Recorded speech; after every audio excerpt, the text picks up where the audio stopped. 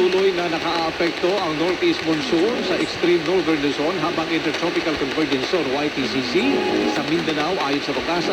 Dahil dito asahan na maulap na kalangitan na may kasamang paulan sa Batanes, Cagayan at Apayao. Intertropical Convergence Zone din o ITCZ naman na magdadala ng maulap na kalangitan na may kalat-kalat na paulan at pagkidlat sa Mindanao. Mararanasan din ng bahagyang maulap hanggang maulap na kalangitan na may pulupulong paulan at pagkidlat ang Metro Manila at nalalabing bahagi naman sa dulot naman ng localized thunderstorms. Network Balita Alas 4 Nationwide.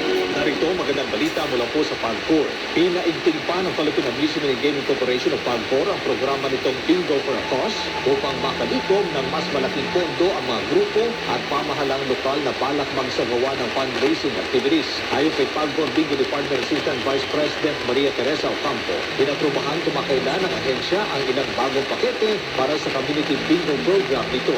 Sa ilalim ng bagong programa, maaaring kumita ang isang organisasyon ng hanggang 50% ng gross ticket sales ng kanilang bingo events na may pahintulot ng PAGCOR. Maaaring magbenta ng ticket mula 100 hanggang 1,000 piso ang mga magpapalaro depende sa package na kanilang pipiliin. Ayon pa kay Ocampo, ang Bingo for a Cause ay magandang pagkakataon para sa mga komunidad at samahan na maglibang ng naaayon sa batas habang nag-aambag sa makabuluhang mga gawain. Para sa karagdagang impormasyon tungkol sa Community Bingo Program, tumawag lamang kay Josie Dona sa 0917-843-0970 o kay Louie Caballero sa 0927-320-6211. Ang oras po natin, 29 na minuto na kalipas sa alas 4 ng hapon. Ang oras na ito ay hatid sa atin ng PAGCOR.